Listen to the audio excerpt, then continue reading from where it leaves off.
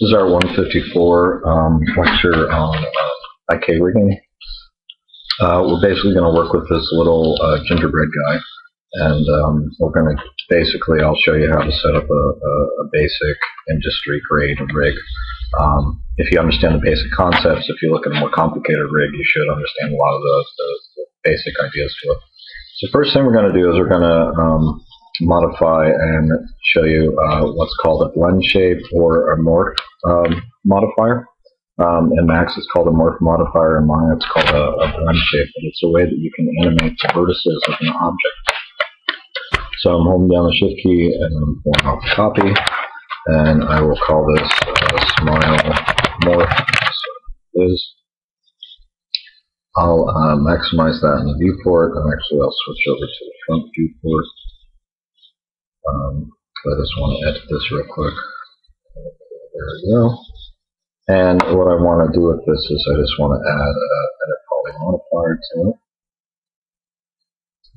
And then I'm just going to come in border select and start to move stuff around on this. I'm going to make it into, it's not going to be perfect, but modified into what hopefully it'll look like a smile. When I get done with it. So, let's see if I got a couple of things off here. Oh, motion now. And yeah, so you can just keep on going and setting up whatever shape you want, modifying it, etc.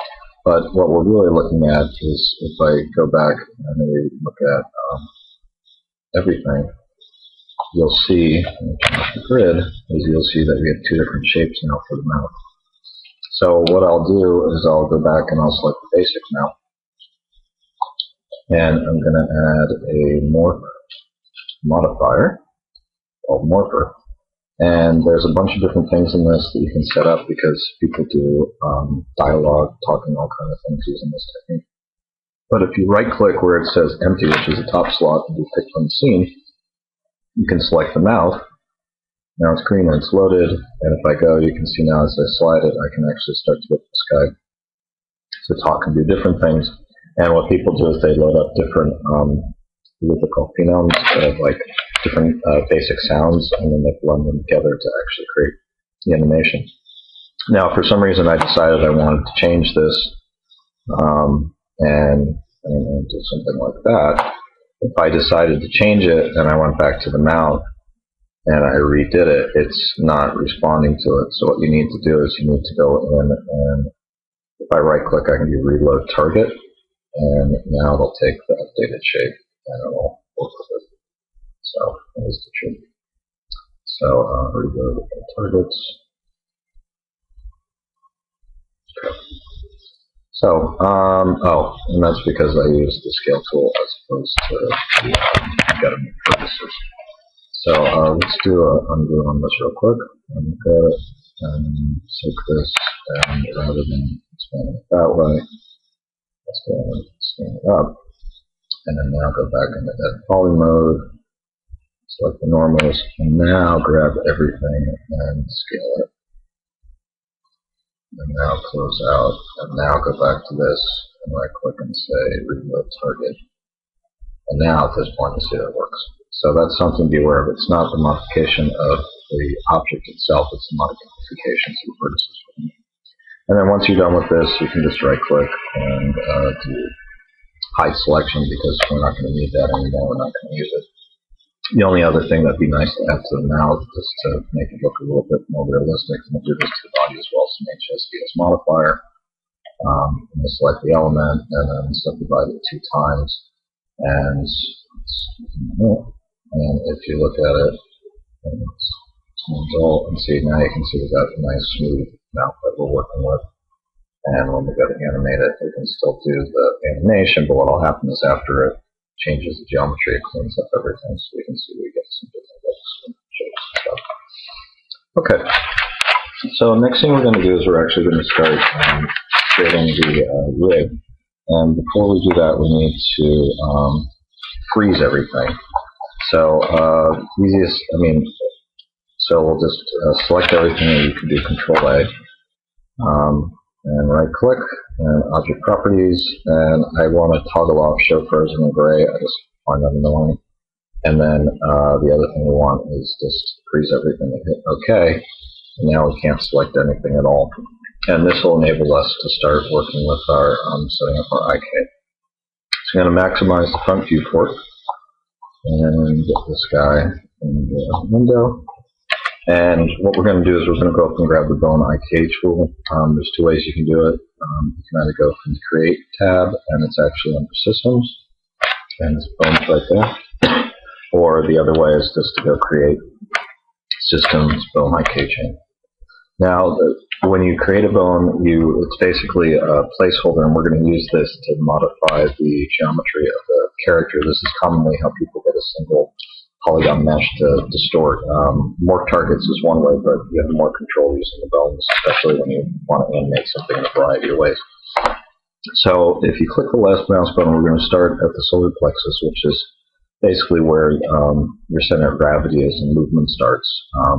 It's going to be a root bone. And then we want to go up to the neck. And then we want to click the left mouse button another time. And then we'll hit the right. So basically we have 3 bones at this point. And we can click each one of these, and we'll go back and rename them. So this is the root bone. This is called the neck bone. And this little nub is called the head bone. So we have that set up. And if for some reason you don't have precise, I'll show you in a minute how to adjust it. Now we're going to do Create System Bone IK. I'm going to do one for the arm, so left mouse button here. Left mouse button at the elbow. And left mouse button again, and right mouse button. So now we have 3. And I'm going to call this the left, because remember the left and right is inverted, because what I say is on the left is actually on the right is actually his left. So left, U for upper arm bone, and then we'll move to the next one, and I'll do left lower arm bone, and then for the last one I'll do left hand.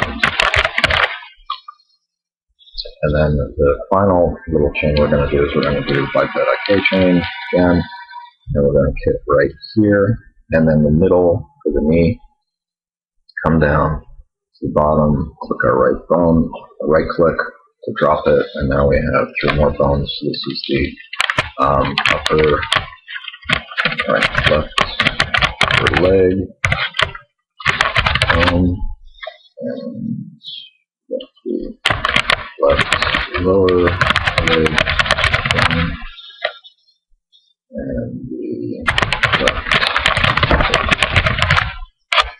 Okay.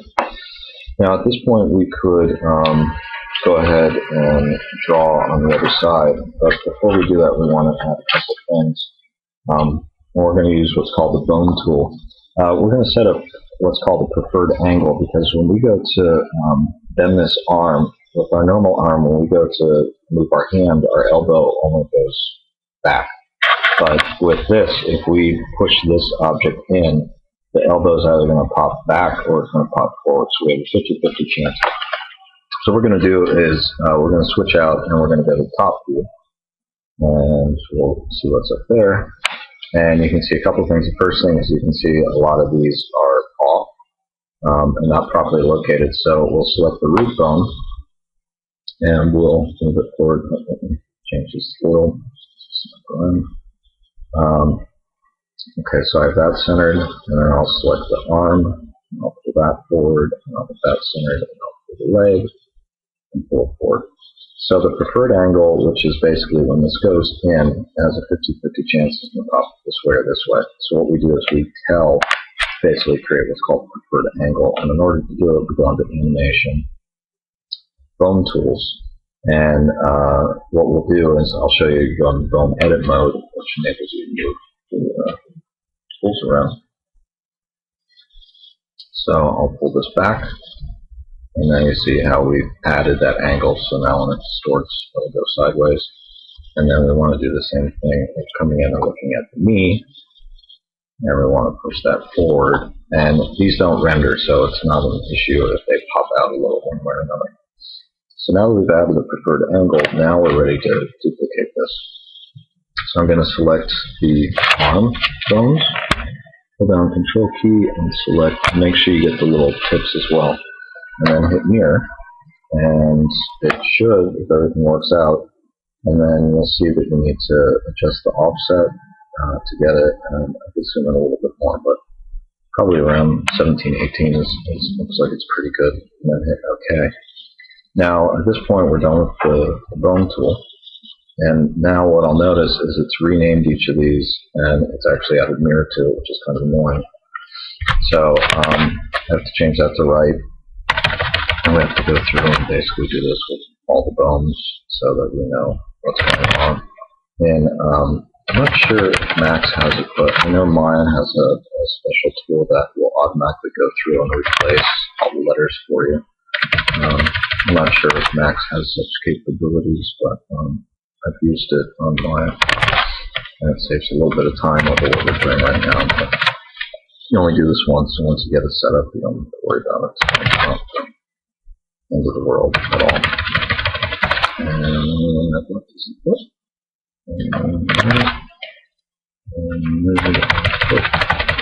Okay, and then the other thing I haven't done is I will go ahead and save this,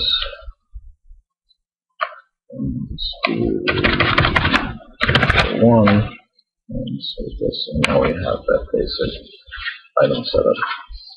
So at this point we're ready to parent and hook together everything, and we can do it in this view. We can also go in the schematic view, which I prefer using, so we don't have anything saved, so we're going to go to New Schematic View, close up that window, and let me maximize this so we can see what's happening.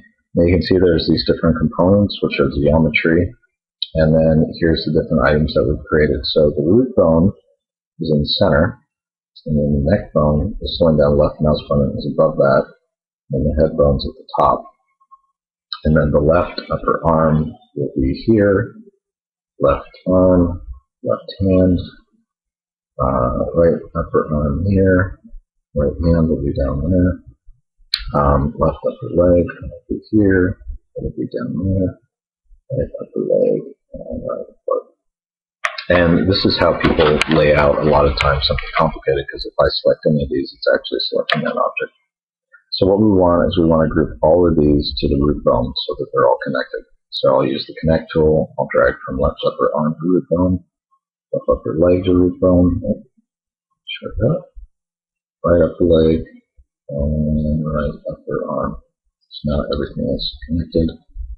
And if I go out and I grab the root bone, go move it, everything goes along to the right, so I'm good to go with that. Now at this point we want to add the IK elements, because like the lamp, if you've watched that tutorial, basically if we animate right now with this, we have to animate first the root and then the other ones, so forth. But we're going to add an IK chain to enable us to have a little bit more control.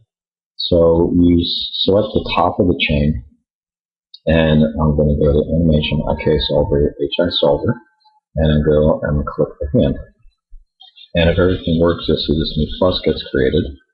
And now, if you watch, if you see if I move this in and out, see how the arm now goes back and forth. So that's pretty neat, pretty helpful.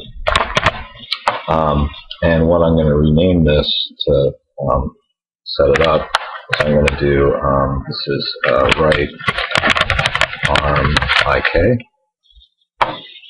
Oh, actually it's left.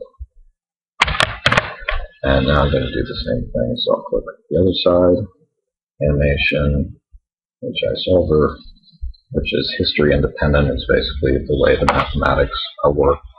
So this is right arm IK. And then we'll do the same thing with the legs. So we're at the top, IK Solver, HI, select the bottom. And we'll call this right leg IK. And then we'll do the same thing with the left leg, Animation, IK Solver, HI Solver. Go down and call this left leg IK. And now if I grab any of these IK controls and go to move it,